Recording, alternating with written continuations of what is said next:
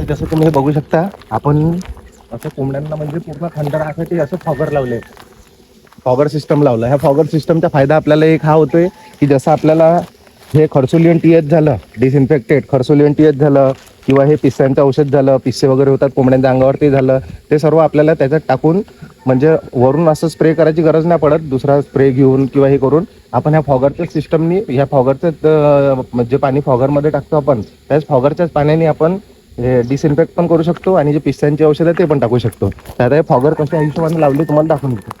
आपण जे म्हणजे उन्हाळ्याच्या दिवसामध्ये जे काळजी घेतली पाहिजे, आपल्या इथं नागपूर जिल्ह्यामध्ये खूप जास्त टेम्परेचर तपते, एकदम खूप जास्त गरमी असल्यामुळे अशा प्रकारे आपण फॉगर पण लावले आहे. हिरवी नेट अशी लावलीच आहे, ग्रीनवाली नेट लावली आहे, बाकीच्या पण गोष्टी ज्या आपण करू शकतो सावलीसाठी त्या पण केल्या, पण असा हा फॉगर सिस्टम आपण यासाठी वापरला आहे की या फॉगर सिस्टमने आपल्याला हा फायदा खूप चांगला होतो की आपल्याला जसं अगर डिसइन्फेक्टेड स्प्रे टाकायचं आहे, जसं हा खर्सोलियन टीएच आहे, जसं पण जे पण काही व्हायरस वगैरे येतात किंवा काही आपण दर आठवड्यातून, 2 हप्त्यातून, 15 दिवसातून आपण एक वेळा तरी आपल्या स्प्रे करतो आपल्या शेडवर, म्हणजे पूर्ण परिसरात बाहेर अंदर सर्व कोंबड्यांच्या अंगावर वगैरे हा स्प्रे करतो खर्सोलियन टीएचचा.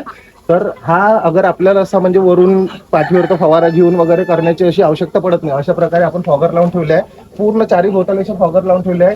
त्या फॉगरमध्ये ज्या आहे जिथून आपलं पाणी जातं, जिथून आपल्या पाण्याचा सप्लाय आहे, तिथं आपण हे ज्या हिशोबाने त्या बाल्टीत पाणी आहे त्या हिशोबाचे औषध टाकली त्याच्यात, तर आपल्याला असं वरून हे करायची गरज नाही. म्हणून याचा फॉगर लावल्याचा आपल्याला 2-3 फायदे होतात की याच्याने आपलं पूर्ण टेम्परेचर पण कंट्रोल राहतं. हे फॉगर दाखव. हे फॉगर लावल्याने आपलं कसं होतं, पूर्ण शेडचं टेम्परेचर पण कंट्रोलमध्ये राहते. आणि आपल्याला दुसरा फायदा हा होतो की आपल्याला जसे पिस्से वगैरे होतात कोंबड्यांच्या अंगावर, पिस्से वगैरेसाठी जे औषध वरून करावं लागते, ते औषध पण आपण अगर त्या पाण्यामध्ये टाकलं, जिथून हे फॉगर सुरू आहे तिथून त्या पाण्यामध्ये टाकलं, तर त्याच्याने पूर्ण जितके पण शेडमध्ये आजूबाजूला जितकं पण हे फॉगरची लाईन गेली आहे तिथे सगळीकडे ऑटोमॅटिक स्प्रे पण होऊन जाते याच्या. आणि दुसरा फायदा म्हणजे आपण जे डिसइन्फेक्टेड करतो दर आठवड्याला, ते दर आठवड्याला आपल्याला वरून फवारायचा तो पंप घेऊन हे ते करून आपल्याला वरून असं करायची गरज नाही. फॉगर लागल्या, फॉगरमध्ये जिथून पाणी चाललं त्या पाण्यामध्ये आपण खर्सोलियन टीएच टाकून देतो, सगळं आपलं ऑटोमॅटिक डिसइन्फेक्टेड होऊन जातं. तर अशा प्रकारे फॉगर बघू शकतो तुम्ही. तिकडची दाखवतो चल. अशा प्रकारे जसं जसं शेड आहे आपलं, हे बघून घ्या, हे शेड आहे, ह्या शेडच्या हिशोबाने हे शेडचं एंट्रन्स आहे, तर इथं पण आपण एक फॉगर लावून ठेवला आहे. अजून एक फॉगरचं तिथं पण आपण देऊन ठेवलं आहे. म्हणजे असे जिथं जिथं आपल्याला वाटते की इथून खूप जास्त गरमाट होते तिथं आपण पूर्ण फॉगरचं लावून ठेवलं आहे. ते बघा, तिथं पण दिले आहे, तिथं पण दिलं आहे, म्हणजे 4 होटल काय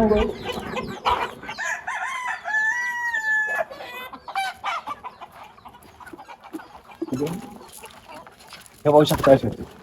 जसं आपण आता हे बघितलं, आपण हे फॉगर सिस्टमचं पण तुम्हाला दाखवलं. उन्हाळ्याच्या दिवसामध्ये आपण हे फॉगर सिस्टम लावून किती आपण टेम्परेचर कमी करू शकतो हे पण दाखवलं तुम्हाला. आता फॉगर सिस्टमचं पण एक झालं. आता हे दुसरं आहे ग्रीन नेट. जशी ग्रीन नेट म्हणजे जसं आपलं फ्री रेंजमध्ये फार्मिंग आहे, तर फ्री रेंजमध्ये फार्मिंग केली आपण, तर कोंबड्या फक्त बघा तुम्ही तर सावलीतच राहतात. हे बघा, उन्हात तर जास्त जायला हेच नाही करत. म्हणजे त्यांना आपल्याला सावली फ्री रेंज पण आपण करतो, तर त्यांना जितकं आपल्याला फ्री रेंज गरजेचं असतं तितकं सावली पण गरजेची असते. आणि इकडे आमच्या भागात नागपूर साईडला इतकं जास्त म्हणजे गरमाट आहे, इतकं जास्त तपून राहिलं आहे आज की याच्यामध्ये इतके जास्त हिट स्ट्रोक येऊन राहिले. आता मला कमीत कमी 15 ते 20 कॉल आले की हिट स्ट्रोकमुळे असं असं होत आहे, काय केलं पाहिजे, कसं कंट्रोल केलं पाहिजे. त्यांच्यासाठी मी हा व्हिडिओ बनवत आहे. एक झालं तुम्हाला सांगितलं फॉगर, एक फॉगर सिस्टम झालं, हे दुसरं हे ग्रीन नेटचं सांग. हे जसं ग्रीन नेटचं तुम्हाला सांगितलं ना, अशी ग्रीन नेटचं आपण बंडल आणून घेतला आणि अशा प्रकारे जर ग्रीन नेट लावली, याच्या खाली जर त्यांना दाना पाणी जे पण आपण देऊन राहिलो, काही म्हणजे ग्रीन फूडर, पालक, मेथी, सांबार वगैरे झालं, ते अगर आपण याच्या खाली देऊन राहिलो, पाणी पण देऊन राहिलो याच्या खाली, तर पाणी गरम येणार नाही. पाणी गरम न आल्यामुळे ते पाणी पण बरोबर जास्त प्रमाणात पितील. पाणी अगर गरम आलं उन्हाळ्याच्या दिवसामध्ये, तर कोंबड्या गरम पाणी पिणार नाही. त्याच्यामुळे पाणी पण सावलीतच दिलं पाहिजे त्यांना. दाना, पाणी, मेथी, सांबार जे पण आपण देतो ते पण सावलीतच दिलं पाहिजे. त्यासाठी अशा प्रकारे आपण ग्रीन नेट लावली आहे. हे ग्रीन नेट पण पाहून घ्या. आणि इकडे बघा पुन्हा दाखवू ग्रीन नेट. आणि कोंबड्या पण पाहू शकता तुम्ही, उन्हात तुम्हाला कोंबड्या दिसणारच नाही, पूर्ण कोंबड्या सावलीतच दिसाल. त्यांना उन्हात ज्या कोंबड्यांना जास्त जे वाटतं त्या आतमध्येच राहतात, बाहेर पण नाही निघत. अंदर कुठे हे पाहून पूर्ण कोंबड्या आतमध्येच आहे. इकडे पण आहे, त्या शेडमध्ये पण पूर्ण कोंबड्या आतमध्येच आहे. आणि असं जर तुम्ही ग्रीन नेट लावली, अशा प्रकारे जर ग्रीन नेट लावली, तर हे ग्रीन नेट म्हणजे कसं आहे, ह्या ग्रीन नेटने जितकं आपल्याला सावली होऊन राहिली, तर त्या सावलीमुळं त्यांना म्हणजे आपण खाली जितकी पण सावली केली आहे त्याच्यामध्ये दाना, पाणी जितकं पण आहे ते सर्व आपण याच्याच खाली देऊन राहिलो. इकडे हे बघ सगळं आपण हे सावली म्हणजे ग्रीन नेट लावली त्याच्यात आपलं टेम्परेचर कंट्रोलमध्ये आहे. कोणाला तर जसं आपलं फॉगरचं पण झालं, आता हे ग्रीन नेटचं पण झालं. ग्रीन नेटचं तुम्हाला सांगितलं, हे ग्रीन नेटचं पण झालं, ग्रीन नेटचं झालं, फॉगरचं झालं. आता तुम्हाला आता एक मेन म्हणजे कोंबड्यांना जे डिहायड्रेशन होतं ते डिहायड्रेशन कंट्रोल करायसाठी आपल्याला असं इलेक्ट्रोलाइट पावडर येते. कुठल्या पण कंपनीचा घ्या तुम्ही, असं काही नाही. हा आता मॅनकाइंड कंपनीचा आहे. इलेक्ट्रोलाइट पावडर आपल्याला पाण्यामध्ये देणं खूप गरजेचं आहे. तर जसं आपलं उन्हाळ्याच्या दिवसामध्ये तुम्हाला सांगितलं फॉगर, ग्रीन नेट, त्याच्यानंतर हिरवा भाजीपाला आपला कांदे, पाले कांदे वगैरे ते पण, आणि ताक वगैरे जे टाकतो आपण पाण्यामध्ये ते पण. ते तर ताक वगैरे टाकण्याचा, ते हिरवे पालाकांदा टाकण्याचा तो व्हिडिओ मी याच्या आधी पण टाकलेला आहे. तो तुम्ही माझ्या यूट्यूब चॅनलला जाऊन आधीचे व्हिडिओ बघू शकता.